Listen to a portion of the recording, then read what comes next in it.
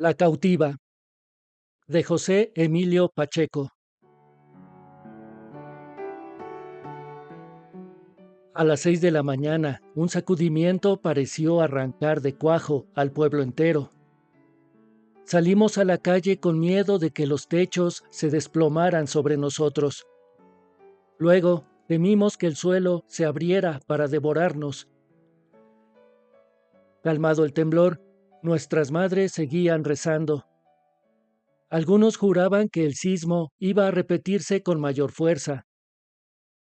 Bajo tanta zozobra, creímos no iban a enviarnos a la escuela. Entramos 2 horas tarde, y en realidad no hubo clases. Nos limitamos a intercambiar experiencias. En pleno 1934, dijo el profesor, ustedes no pueden creer en las supersticiones que atemorizan a sus mayores. Lo que pasó esta mañana no es un castigo divino. Se trata de un fenómeno natural, un acomodo de las capas terrestres. El terremoto nos ha permitido apreciar la superioridad de lo moderno sobre lo antiguo. Como pueden ver, los más dañados son los edificios coloniales. En cambio, los modernos resistieron la prueba. Repetimos su explicación ante nuestros padres. La consideraron una muestra del descreimiento que trataba de infundirnos la escuela oficial. Por la tarde, cuando ya todo estaba de nuevo en calma, me reuní con mis amigos Guillermo y Sergio. Guillermo sugirió ir a investigar qué había pasado en las ruinas del convento. Nos gustaba jugar en él y escondernos en sus celdas. Hacia 1580 lo construyeron en lo alto de la montaña para ejercer su dominio sobre los valles productores de trigo. En el siglo XIX lo expropió el gobierno de Juárez y durante la intervención francesa sirvió como cuartel. Por su importancia estratégica fue bombardeado en los años revolucionarios y la Guerra Cristera condujo a su abandono definitivo en 1929. A nadie le agradaba pasar cerca de él. Allí espantan, decían. Por todo esto, considerábamos una aventura adentrarnos en sus vestigios, pero nunca antes nos habíamos atrevido a explorarlos de noche. En circunstancias normales nos hubiera aterrado visitar a esas horas el convento. Aquella tarde todo nos parecía explicable y divertido. Cruzamos la pradera entre el río y el cementerio. El sol poniente iluminaba los monumentos funerarios. En vez de ascender por la rampa maltrecha que había sido camino de los carruajes y las mulas, utilizamos nuestro atajo. Subimos la cuesta hasta que el declive nos obligó a continuar casi arrastrándonos. Nadie se animaba a volver la cara por miedo de que le diera vértigo la altura. No obstante, cada uno de nosotros intentaba probar en silencio que los cobardes eran los otros dos. Al llegar a la cima no apreciamos estragos en la fachada. Las ruinas habían vencido un intento más de pulverizarlas. Lo único extraño fue encontrar una gran cantidad de abejas muertas. Guillermo tomó una entre los dedos y volvió en silencio a nuestro lado. El patio central se hallaba cada vez más invadido por cardos y matorrales. Vigas decrépitas apuntalaban los muros agrietados. Avanzamos por el pasillo cubierto de hierba. La humedad y el salitre habían borrado los antiguos frescos que representaban escenas de la evangelización en una zona destinada a alimentar a los trabajadores de las minas. A cada paso aumentaba nuestro temor, pero nadie se atrevía a confesarlo. El claustro nos pareció aún más devastado que otras partes del edificio. Por los peldaños rotos subimos al primer piso. Había oscurecido. Empezaba a llover. Las gotas resonaban en la piedra porosa. Los rumores nocturnos se levantaban en los alrededores. El viento parecía gemir bajo la luz difusa que precede a las tinieblas. Solo llevábamos una lámpara de mano que Guillermo pidió prestada a su padre. Sergio se asomó a una ventana y dijo que por el camposanto rodaban bolas de fuego. Nos estremecimos. A la distancia se escuchó un trueno. Varios murciélagos se desprendieron del techo y su aleteo repercutió entre las bóvedas.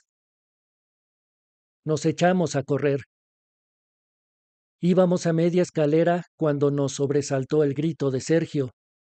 Guillermo y yo regresamos por él. En la penumbra lo vimos estremecerse y apuntar hacia una celda. Lo tomamos de los brazos y, ya sin ocultar nuestro pavor, fuimos hacia el sitio que señalaba con sonidos guturales. En cuanto entramos, Sergio logró zafarse de nosotros. Se echó a correr, huyó y nos dejó solos. Guillermo encendió la linterna. Vimos que al derribar una pared el temblor había puesto a descubierto un osario. El haz de luz nos permitió distinguir entre calaveras y esqueletos la túnica amarillenta de una mujer atada a una silla metálica, un cadáver momificado en lo que parecía una actitud de infinita calma y perpetua inmovilidad. Sentí el horror en todo mi cuerpo. No sé cómo, pude vencerlo por un instante y acercarme a la muerta. Guillermo susurró algo para detenerme. Acerqué el foco hasta el cráneo de rasgos borrados y rocé la frente con la punta de los dedos. Bajo esa mínima presión, el cuerpo entero se desmoronó. Se volvió polvo sobre el asiento de metal. Fue como si el mundo entero se pulverizara con la cautiva. Me pareció escuchar un estruendo de siglos. Todo giró ante mis ojos. Sentí que, revelado su secreto, el convento iba a desintegrarse sobre nosotros. Yo también quedé inmovilizado por el terror. Guillermo reaccionó, me arrastró lejos de ese lugar y huimos cuesta abajo, a riesgo de despeñarnos. En la falda del cerro nos encontraron nuestros padres y las otras personas que habían salido a buscarnos. Acababan de escuchar la narración estremecida de Sergio. Unos cuantos quisieron subir hasta las ruinas. El padre Santillán nos condujo a la iglesia para hacernos la señal de la cruz con agua bendita. La madre de Guillermo nos dio valeriana y té de tila. Hora y media después, nos alcanzaron en la sacristía quienes habían subido al convento para verificar nuestro relato. El profesor intentó formular otra hipótesis racional que convenciera a todo el pueblo y anonadara a nuestro párroco. El terremoto, afirmó, puso al descubierto una antigua cripta con restos casi deshechos. No había un solo cuerpo momificado. Desde luego, la presencia de una silla de metal en el osario resultaba extraña, pero debía tratarse de un olvido por parte del fraile a quien se encomendó ordenar las osamentas. Ningún cadáver se pulverizó bajo mi tacto. Fue una alucinación producida por nuestro miedo cuando la oscuridad nos sorprendió en el lugar abandonado al que rodeaban leyendas sin base histórica. Nuestras visiones, terminó, era consecuencia lógica de la perturbación que en todos los habitantes causó el temblor. Fueron inútiles explicaciones, bromas y consuelos. No cerré los ojos en toda la noche. La imagen del cuerpo que se disgregaba al tocarlo no se apartó de mí jamás. Entre todos nuestros interrogadores, solo el padre Santillán no se dejó intimidar y aceptó nuestra versión. Dijo que nos tocó asistir al desenlace de un crimen legendario en los anales del pueblo, una venganza de la que nadie había podido confirmar la verdad. El cadáver deshecho bajo mi tacto era el de una mujer a la que en el siglo XVIII administraron un tóxico paralizante. Al abrir los ojos se halló emparedada en un osario.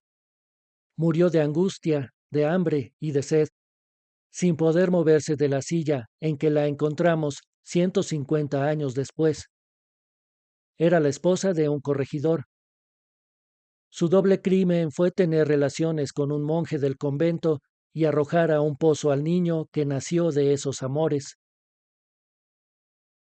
Guillermo preguntó cuál había sido el castigo para el fraile. Fue enviado a Filipinas, respondió Santillán. Padre, ¿no cree usted que fue una injusticia? Me atreví a preguntar. Tal vez el religioso merecía un castigo severo. Si bien no puedo aprobar el emparedamiento, no olviden ustedes lo que dice Tertuliano. La mujer es la puerta del demonio. Por ella entró el mal en el paraíso y lo convirtió en este valle de lágrimas. Pasó el tiempo.